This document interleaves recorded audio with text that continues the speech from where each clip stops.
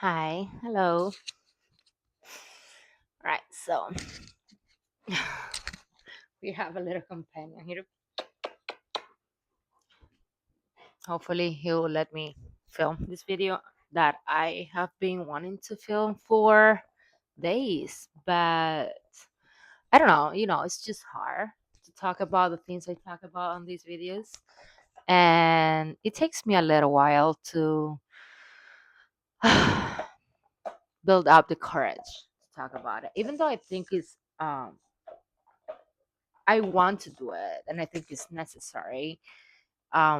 Even though people can think it's not, but for me it is. It's necessary to talk about this stuff because they exist. It's there. It's out there in the world. And I'm not the only person uh, that have been dealing with it and that sometimes have a hard time. So I've been having I had a very hard week, uh, or maybe couple of weeks, and I'm talking about mental health wise. I've been on and off depressed. I have been very sad. I have been struggling to find the strength, the motivation, and uh, just the desire to do about anything. You know, and sad, feeling like I need to cry and stuff like that. And so I think those are the moments where it's best to talk about this mental health and depression and stuff like that, because when I'm happy, I don't want to talk about it. I don't want to think about it. I don't want to like focus on something that when I'm happy I don't want to deal with it. When I'm sad, that's status. Sorry, sorry. I got a dog. He's beautiful. He's amazing. But yeah, he is a little crazy. Anyways, yeah. So what's been. So I've been dealing with depression from years. Um, I My first huge episode was when I was about 15 years old. I'll say 14, 15 years old. I'll say 15. Yeah, 15. 15 years old. I had that was my first huge episode of depression, and um I ended up with an attempt. I attempt suicide, and I was uh, obviously recover in the hospital for urgent care. Um, I slept in intensive for a day, and then they moved me to the psychiatric aisle where I woke up. Um, and I was so mad. I remember the feeling. I intended 100% to do what I did. And I wasn't a try, it wasn't a call for help. It wasn't none of the above. So I wanted to die. I really wanted to die. And why did I wanted to die? I wanted to die because I felt I had no control over my life. I can I wasn't free to make my own decisions, and just the um how you call that, like the what was surrounding me, it was not um nice and happy and ideal. I felt rejected by my mother. I lost all of the friends that I made. and I felt just like so powerless, and so just like I was, what was going through my mind was, if I can control my life, and if I cannot make my own decisions, if I can not live my life for myself and just uh you know and be happy, why would I live? If waking up every day have to feel so miserable, why do I have to keep living? Who forced me to it? Like, isn't shouldn't it be my choice if I want to live a life that I'm not happy living, and that I am not uh, waking up every day? And what I'm having a serious conversation here, man. I'm really having a serious conversation, and you're just interrupting me for what reason? Thank you for the kisses. I appreciate them. But this is rude. No, it's not food, it's my mic. Jesus. Well, anyways. So yeah, I was just like not having it. I was just like, no, this is not a life live worth living. Um yeah. So bye bye. And yeah, my grandma was with me at the time. So um I first took a lot of pills, sleeping pills. And then um I went to the bathroom and I started cutting whatever I could cut. I have um wounds. That's one of the reasons I made this tattoo. This tattoo is to cover all of the cuts that I had on my wrist.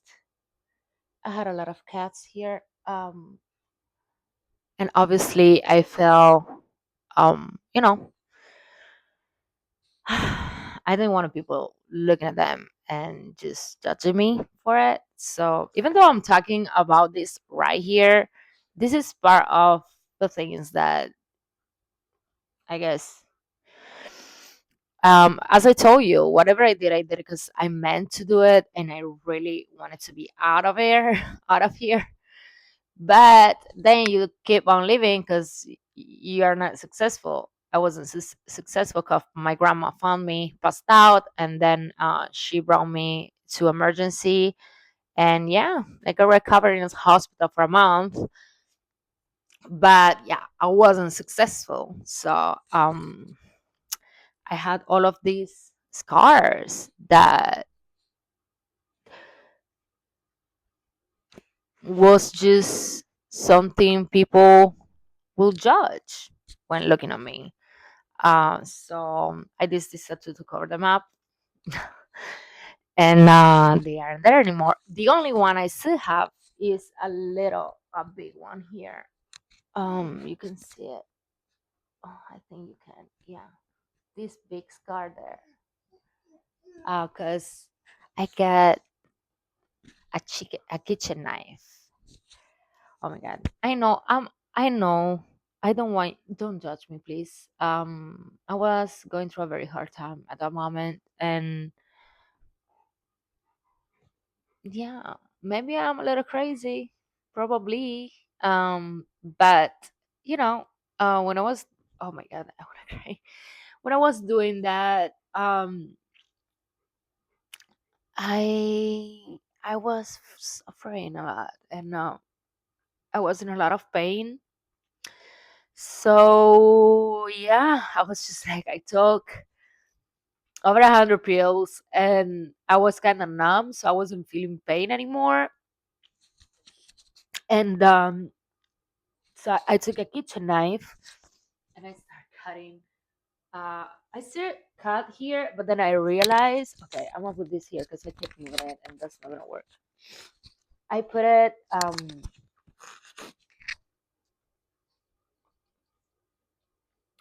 I started cutting here, and then I realized I wasn't doing anything because the veins here are very little, and I think I was too high on the pill. So, oh my god, this is so crazy. The veins kept moving to the side, so I couldn't actually cut the veins. So in my mind, very high at the moment, um, and my kitchen knife, that was what I was cutting with.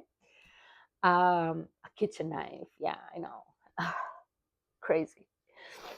So I start trying to cut this huge vein here, and I lifted completely the skin. That's why you see like a V scar there, because I completely lifted the skin and uncovered the vein,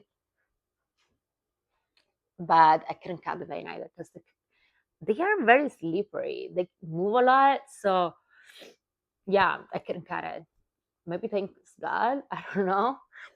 Oh no, I don't know. I don't know. Honestly, I don't know.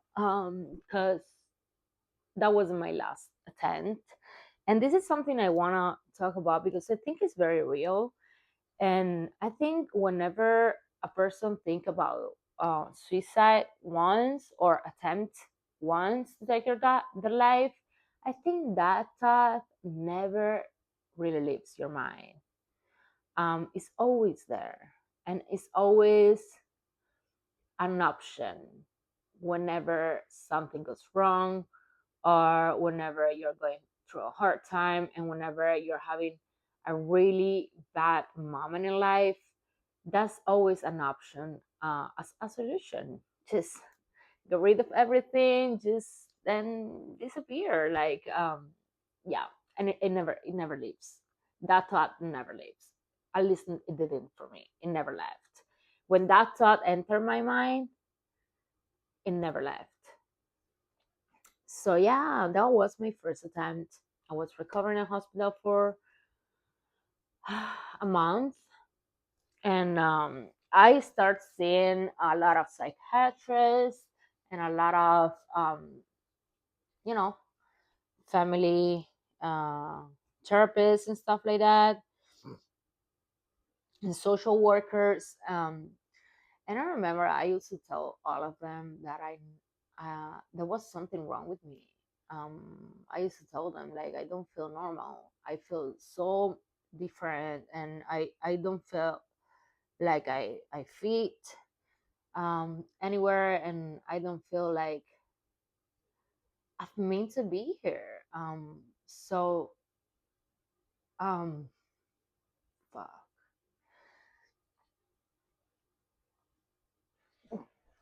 So yeah, and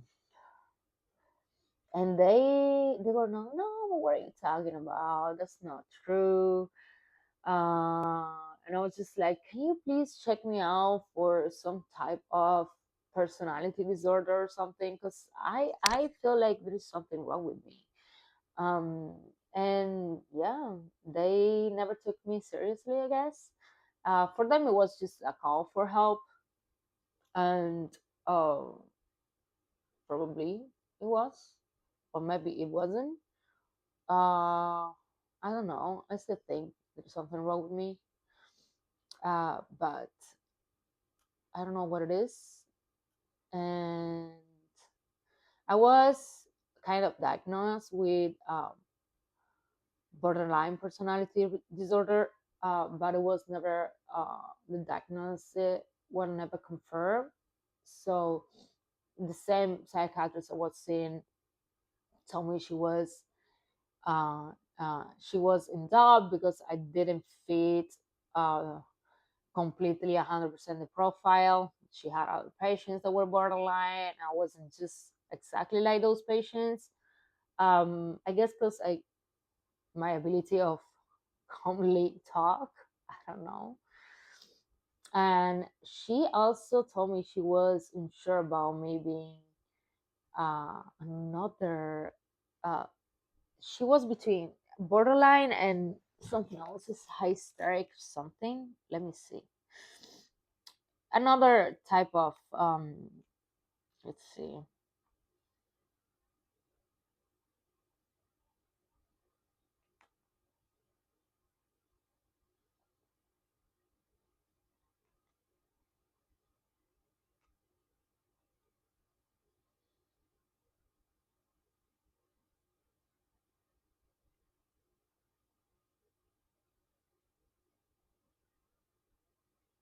Oh yeah, she told me I was between histrionic personality disorder and borderline personality disorder. That was she told me, which maybe yeah can fit. I honestly don't like I don't know. I like attention, obviously, like everybody else, but I like my own time too, and I isolate myself a lot. So how much do I like attention? Like I'm a pretty much an introvert.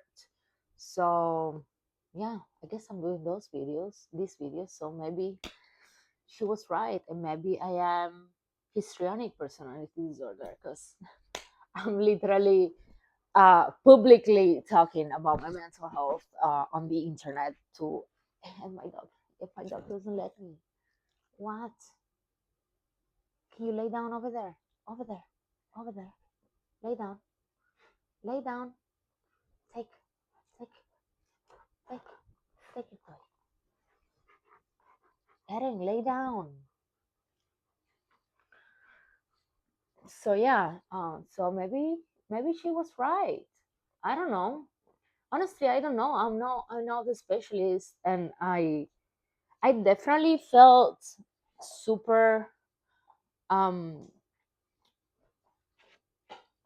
match with the borderline personality disorder because of everything that happened to me when I was a child. But the thing is, in all of my years of depression, crisis, and whatever, all the things, my three suicide attempts, because I attempted three times. I told you my first, but then I attempted another time at 17, and then I attempted another time. I think it was late 20s, or I was already 30 maybe by the time, I don't remember, but it was between my when I was struggling with drugs, and I felt like I couldn't handle that no more, and I tried to kill myself again with a lot of drugs. But yeah, I wasn't I don't know how I got found. But yeah, anyways, what I took to kill myself wasn't, it didn't work. Like I would have never been able to give myself with that. I was just like, maybe I was just trying to get super high. I don't know. Anyways, yeah. Um.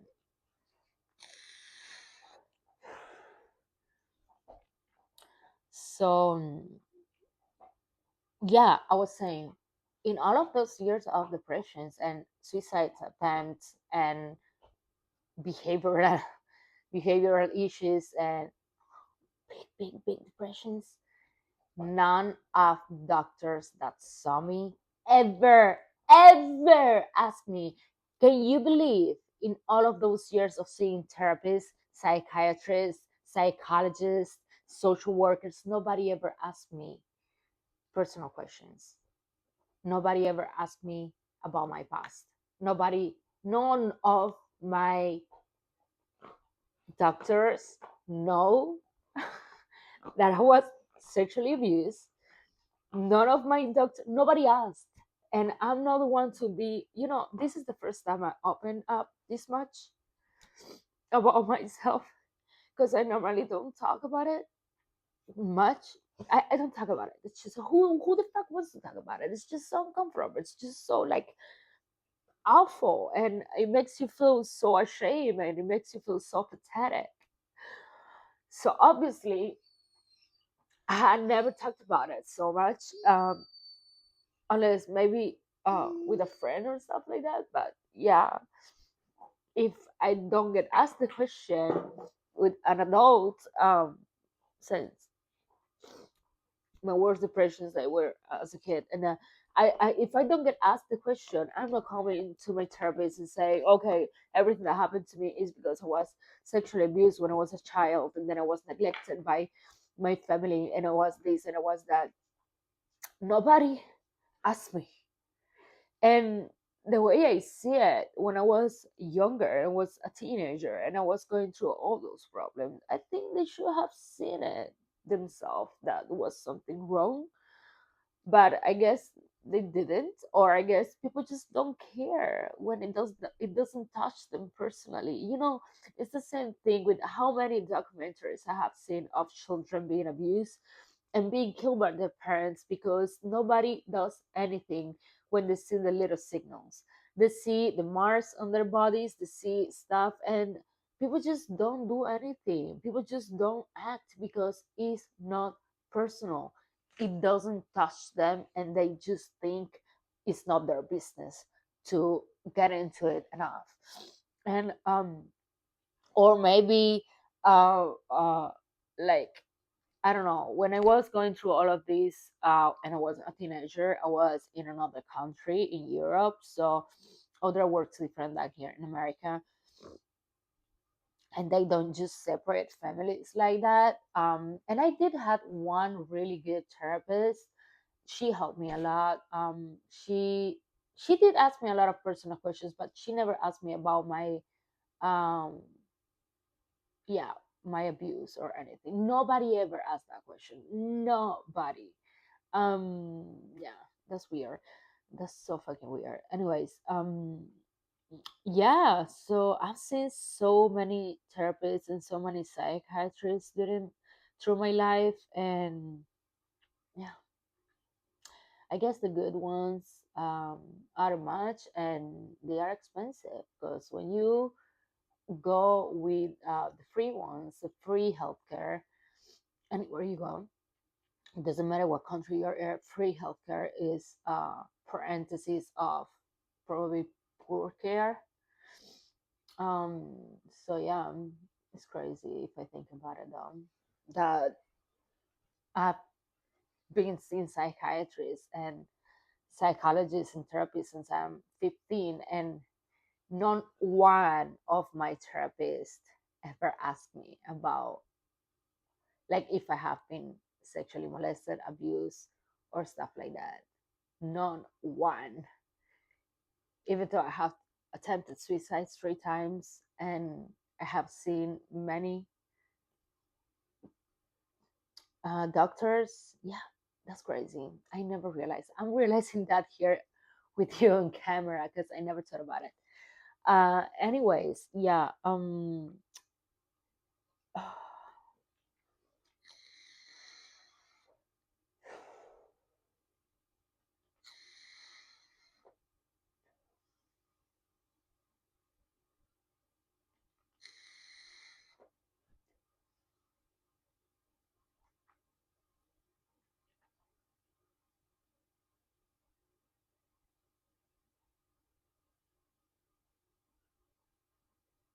I think one of the reasons that I'm doing this right now and deciding to talk about it is because I want to get rid of the shame um, of being me and just dealing with this for so many years. And I think it's a way for me uh, to heal, I guess, because I'm the actively making the decision to heal from all of this and to let all of this behind and accept that it's part of me, but it doesn't necessarily mean that is the whole me. I think there is so many other sides of my personality and of my person that doesn't necessarily is not just that. And that's why I guess I have hated for so long this part of me, which is suffering so deeply, and that feels like sometimes this work is not worth living.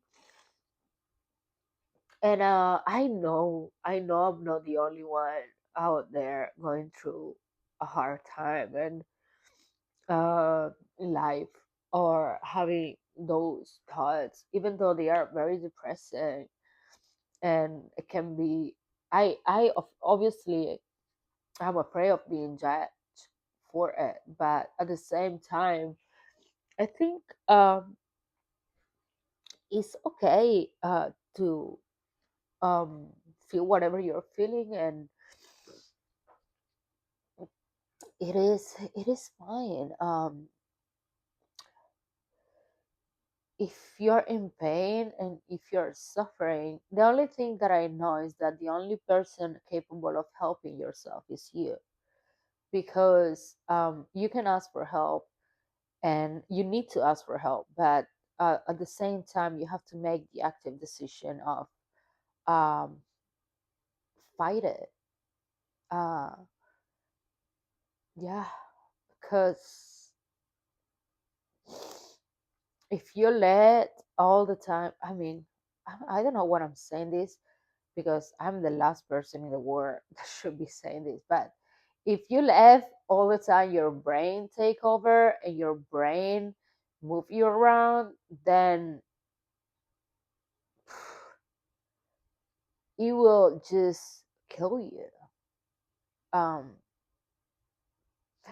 yeah, and sometimes I say my brain is my best friend, because whenever is spiraling into bad thoughts and stuff like that, there is always a little voice on the back that is just saying, "What the fuck, bitch? Just pick it up. Like, just fucking find a solution. What the fuck are you crying about? Just find a way to make it better. Find a way to fix it. Whatever it is, just find it. Stop waiting for somebody to come and help you, because nobody's gonna come and help you. Nobody cares, and you know that. You learned that from very early on. So choose, get the fuck up, pick it up, and find a solution, and stop crying, because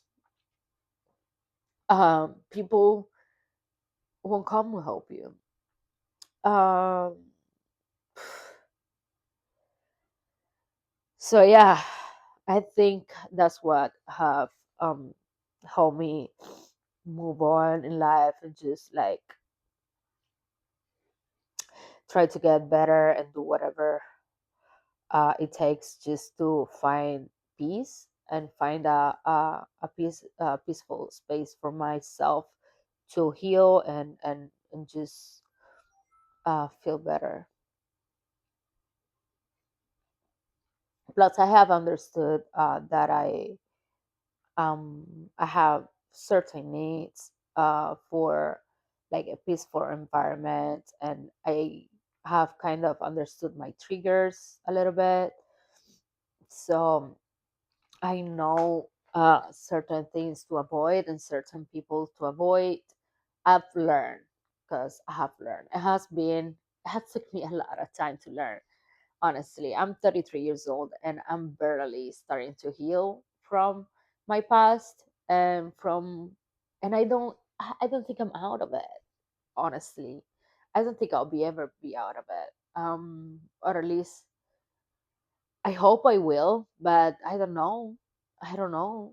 Um, yeah, and I have bad weeks and good weeks. Like, as I told you at the beginning of this video, I had a really awful week when I was just depressed on and off, on and off, on and off, and I wasn't motivated to do anything.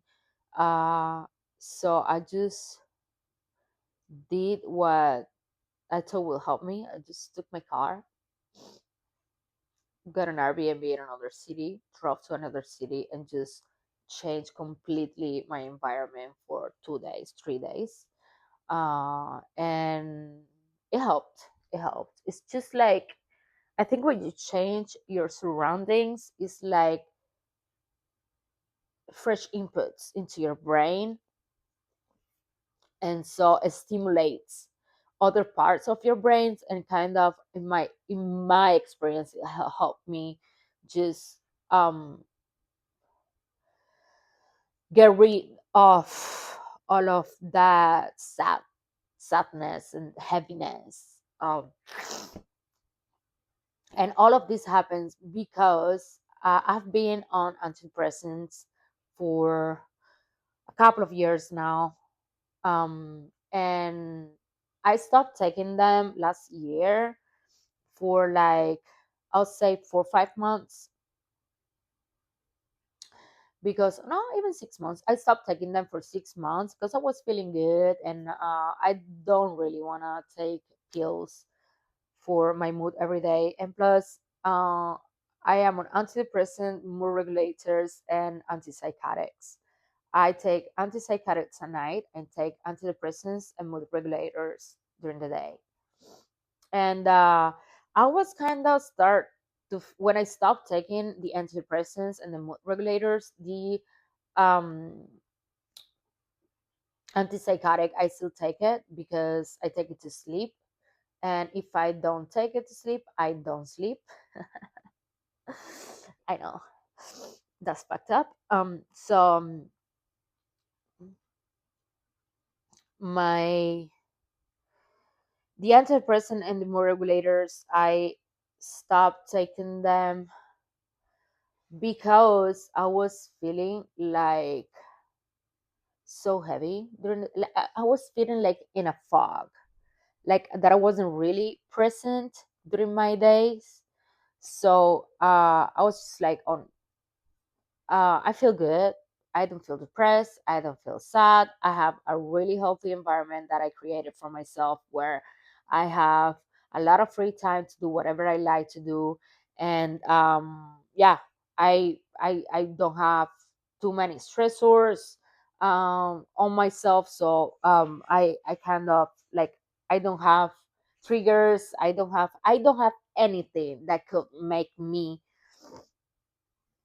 have episodes, let's say that, or get into badly into uh self-harming or sick behaviors, so like using drugs or over drinking and stuff like that. So I was just like, okay, I'm gonna take a break from those because I want to see how I react, and also I um because I never took them before that.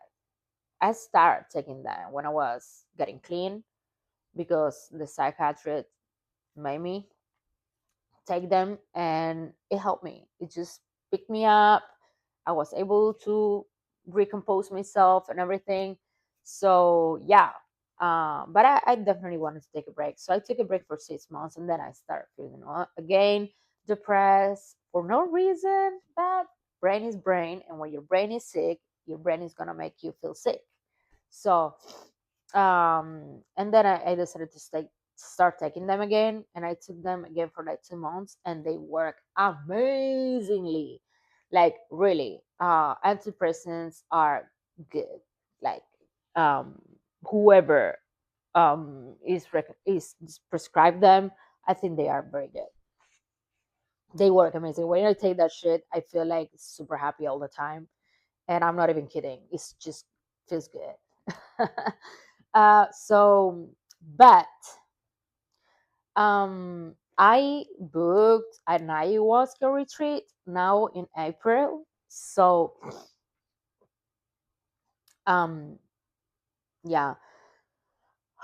So before the ayahuasca retreat, like 3 or 4 weeks before, I have to stop taking all of my medications because it can interfere or it can be dangerous when you then doing the ceremonies and you take the ayahuasca and stuff like that. So I stopped taking my antidepressants again a week ago just to let my body detox from it, getting ready for the retreat. So I think that's one of the reasons why I had so many lows at that moment because um, all of the antidepressants, oh my God, all of the antidepressants I was being cleaned from got off my system, and there you go, no more happy inputs in my brain. And so I think that was what dysregulated me so much. So we are picking it up right now, we're feeling a little better, uh and yeah, um that's what's happening. But yeah, it's hard. Sometimes I feel like like an handicap. Um, I really sometimes feel like an handicap because I feel like my brain just doesn't. uh it's so unstable all the time, and I feel like I have no control over my emotions, no control over my thoughts, and no control over my mood. And that is something that, I mean, it weighs a lot. It's awful. But here we are, here I am, trying to fight with it, and just be better and hopefully create a community, uh, with those videos. I don't know. Maybe those videos, I'll see them in years from now, and I'll just watch myself and think, how pathetic, girl. You shouldn't do this stuff. You shouldn't put this stuff out there. Who knows? But yeah,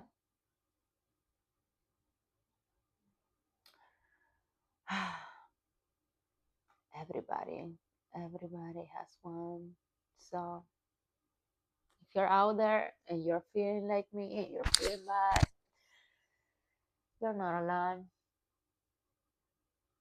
I got you. I got you. All right. Bye. Bye. Bye. Bye. Bye. Bye. I don't know what else to say. Maybe I'll make another video another day. Depends how I'm feeling. If I'm feeling happy, I told you, when I feel happy, I don't want to talk about sad stuff. Now I'm feeling like I'm getting out of the depression. So, but I still have it there in the back of my mind. So, I guess I'm not like depressive talking about it. Or maybe yes, I don't know. But yeah, there you go. Bye, bye, bye, bye. Have a wonderful week. It's Monday today, and I'll see you on my TikTok lives to do some workouts and dance. I'm gonna go to my to the Chinese medicine that I doctor that I go, because I need to do acupuncture. I woke up today with an awful pain on my back. I tried to do suction cups to help it, but it's not going away, and it literally hurts to breathe. So I'm going to go to the Chinese to see if he can do some acupuncture, and then I want to fix my cough too, that is been hurting me for over a week as well. So yeah, that's what I'm going to do today, and I'll see you later for the workout. Bye.